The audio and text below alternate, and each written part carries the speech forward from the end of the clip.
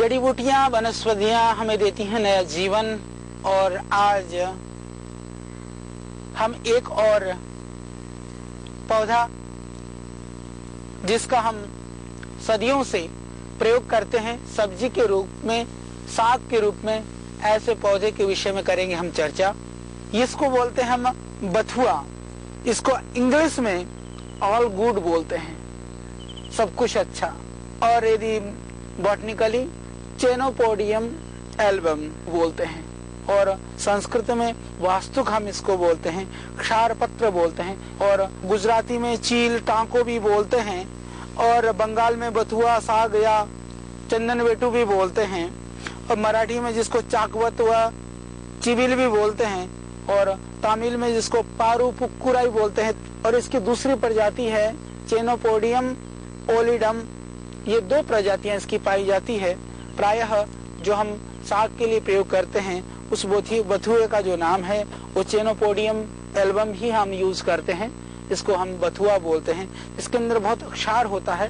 प्रायः जितने पौधों के अंदर क्षार होता है उनमें से सहज रूप से इसके अंदर बहुत ही क्षार होता है, इसलिए संस्कृत में हम इसको क्षार पत्र बोलते हैं।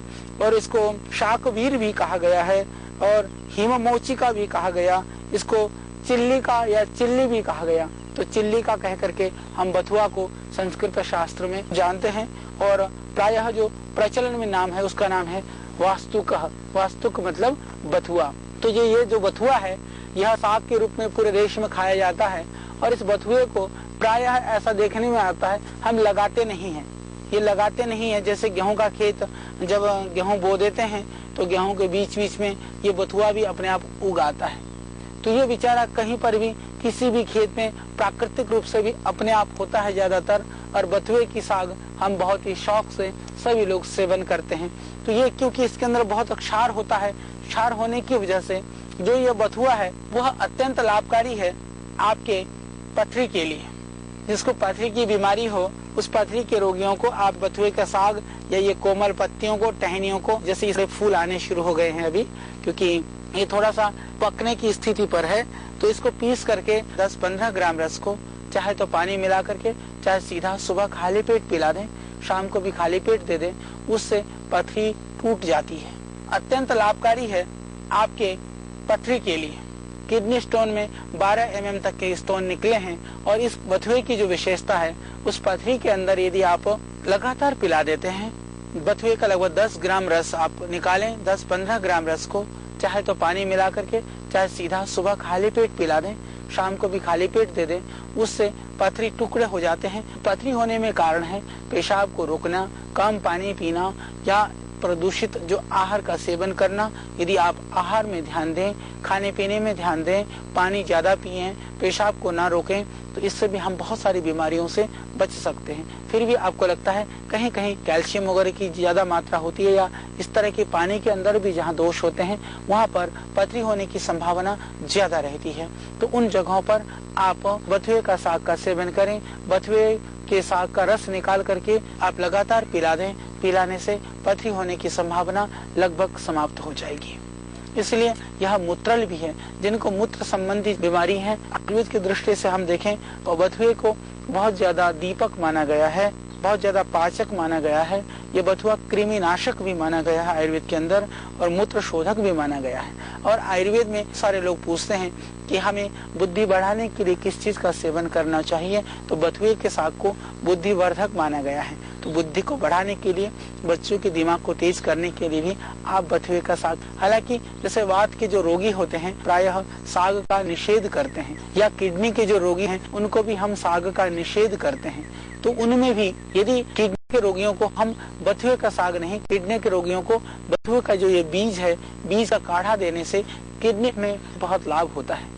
और इसी तरह से दूसरे जो वातज रोग हैं जिनमें दर्द और सूजन है, उन रोगियों को भी हम बथुए का साग बहुत ही मस्ती के साथ, बहुत ही आनंद के साथ खिला सकते हैं। तो जो बथुए का साग है आप निरापद रूप से ले सकते हैं जिनको अर्थराइटिस है, जोड़ों में दर्द है। और हमने यहाँ तक देखा कि बथुए के साग को स्टीम कर करके, यानी आप भाप में उबाल करके यदि उस बथुए के साग को पुलटिस बांध देते हैं तो इससे सूजन में भी एकदम लाभ हो जाता है, दर्द में लाभ होता है। यदि आपको दर्द हो रहा है, सूजन हो रही है, कुछ औषधि नहीं है, तो आप बथुए को लाइए तोड़ करके और आप पुलटिस बना करके या स्टीम कर करके गर्म करके बांध लीजिए, तो उससे आपको सूजन में तुरंत लाभ मिल जाएगा। तो इस तरह से यह वायु शामक भी है और सूजन के रोगियों के लिए यह विशेष है। और सूजन के लिए यदि मैं बात करूं, जिनका यूरिक एसिड बढ़ा हुआ है या जिनको आर्थराइटिस है, जिनको गाउट है, किसी भी तरह की सूजन हो, और सूजन में भी खास बात यह है कि चाहे बाहर की सूजन है, बाहर की सूजन जो हमें दिखाई देती है, जैसे हमारे शरीर में, पैरों में, हाथों में, चेहरे पे, कभी आंखों के नीचे, इस तरह की जो सूजन होती है, उस सूजन में भी आप बथुए के साग का सेवन कर सकते हैं। इसके अतिरिक्त कभी कभी कुछ सूजनें ऐसी होती हैं जो हमें दिखाई नहीं देती है, जैसे हमारे लीवर में सूजन हो, इंटेस्टाइन के अंदर सूजन हो, चाहे हमारे पेट में सूजन हो, चाहे और कहीं भी कभी कभी माताओं बहनों यूट्रस और ओवरी में सूजन हो, उन सभी सूजन को दूर करने के लिए आप बथुए के साग का सेवन कर सकते हैं। और जो जॉन्डिस के रोगी हैं, गिलोय को कूट करके गिलोय का रस और बथुए का रस, टेलिस्पोरा इंडिका जिसको गिलोय को बोलते हैं, और ये चेनोपोडियम एल्बम को हम बथुआ बोलते हैं, चेनोपोडियम एल्बम और टेलिस्पोरा इंडिका, इन दोनों का जो रस है, दोनों रसों को हम कूट करके, दोनों पौधों के रसों को निकाल करके यदि हम लगभग 25-30 ml रस यदि सुबह शाम पिला देते हैं, तो जो एनीमिक हैं, जिनको जॉन्डिस है, जिनको पीलिया है, उसमें तुरंत इससे लाभ पहुंचता है। तो पीलिया के लिए भी यह बहुत ही कारगर है, बहुत ही उपयुक्त है। इसके जो दोष है, वह दोष भी मैं आपको बताना चाहता हूँ। इसके अंदर जो बथुए का साग है, वह गर्भिणी स्त्रियों को, जिन माताओं बहनों को गर्भ है, तो गर्भिणी स्त्रियों को, माताओं बहनों को बथुए साग का हमारे आयुर्वेद के ग्रंथों में, हमारे शास्त्रों में निषेध किया गया है। निषेध इसलिए किया गया है क्योंकि यह गर्भघाती इसको माना गया है, गर्भस्राव करने वाला माना गया है। परंतु उसका एक दूसरा गुण भी है। जब ये गर्भस्राव करने वाला है तो निश्चित रूप से इसका जो दूसरा जो गुण है, जो बहुत ही हमें विचार करना चाहिए, वह गुण है कि यह बथुआ मासिक धर्म को खोला है, पीरियड रुका हुआ है। उन माताओं बहनों को बथुए के बीजों को मोटा मोटा कूट करके उसमें थोड़ा सा आप सौंठ को मिला सकते हैं। बथुए के बीजों को पाउडर करके लगभग 15 से 20 ग्राम लगभग, यदि आप उसको 400 ग्राम पानी में उबालें, उबाल करके और उसको पिला दें सुबह शाम, तो जिन माताओं बहनों को पीरियड नहीं होते हैं, खुल करके नहीं आते हैं, उनके लिए बथुआ बहुत ही कारगर है। उसमें थोड़ा सा आप सौंठ को मिला सकते हैं। सौंठ मिला देने से वो बहुत ही लाभ करेगा। तो यह पीरियड को ठीक करने के लिए, जब पीरियड के समय पर माताओं बहनों को दर्द होता है, आपको किसी भी चीज की जरूरत नहीं है, बथुए के बीज आप लाएं और लगभग वही 10 ग्राम की मात्रा में आप इसको उबालें, उबाल करके काढ़ा बनाएं। काढ़े का अर्थ ये होता है कि जितना हम जल डालें उसका 1/4 रह जाए, उसको उबाल करके आप पिए, तो वह काढ़ा लाभकारी है। उनको जब दर्द हो रहा हो पीरियड में, बथुए का काढ़ा बना करके सुबह शाम पी लो। एक दिन में 2 बार 3 बार पीने से ही आपके दर्द में एकदम आराम हो जाएगा। पीरियड खुल करके जैसे नॉर्मल पीरियड होना चाहिए वो हो जाएगा। तो मेरी माताओं बहनों के लिए यह एक बहुत ही देव तुल्य यह औषधि है, यह वनस्पति है।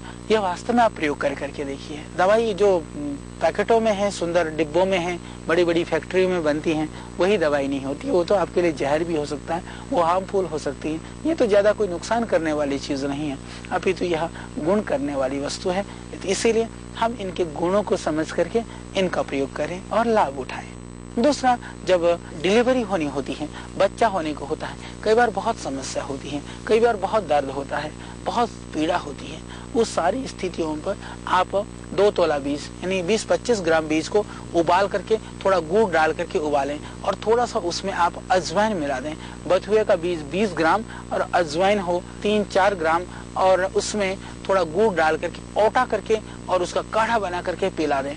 उसको पीने से जो गर्भवती माताओं बहनों के बाद में जैसे शरीर में से, जिसको पैर बोलते हैं, इसको हम बोलते हैं जो छोड़, जेर जिसको बोलते हैं, जेर जिसको छोड़ बोलते हैं, जो बच्चा होने के बाद में कुछ कचरा और कुछ गंदगी रह जाती है, तो उस स्थिति में भी ये बहुत ही कारगर है। इसका काढ़ा बना करके आप पिला दें।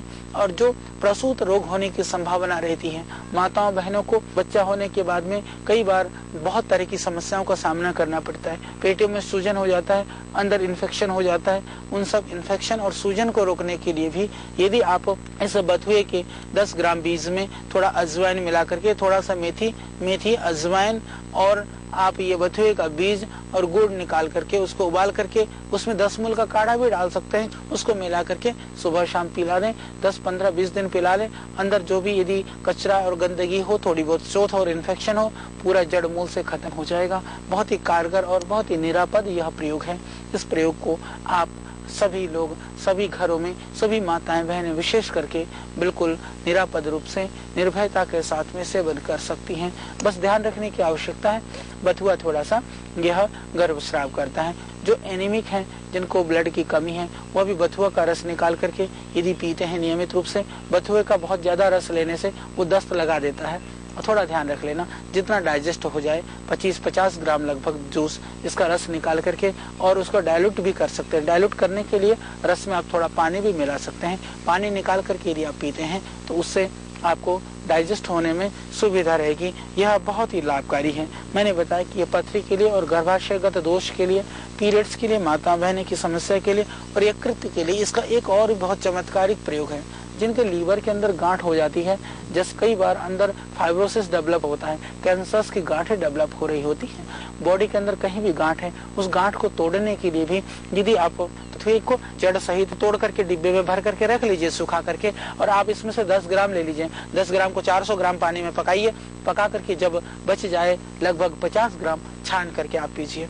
यदि छान करके पिएंगे तो अंदर की जो गांठ है वो भी घुल जाएंगे। और ज्यादा गांठ है तो उसके लिए जैसे हम आयुर्वेद में देते हैं, कचनार गुग्गल है या वृद्धिपातिटी है, उन गोलियों को भी बथुए के काढ़े के साथ आप सेवन कर सकते हैं, तो आपको जल्दी लाभ मिलेगा। तो जो गांठ को घोलने वाली जो दवाइयां हैं उनके साथ में भी यदि बथुए का काढ़ा पीते हैं तो जल्दी से इससे गांठ घुल जाएगा और इससे जो है गांठ घुल करके गांठ की जो समस्या है उससे आपको मुक्ति मिल जाएगी। तो पथरी के लिए भी यह बहुत ही लाभकारी है, बहुत ही गुणकारी है। तो ये बथुआ मात्र एक साग नहीं है, बथुआ मात्र एक यह सिर्फ नित्य प्रति रसोई में प्रयोग होने वाली चीज नहीं है, अभी तो आयुर्वेद की दृष्टि से यह बहुत ही लाभकारी चीज है।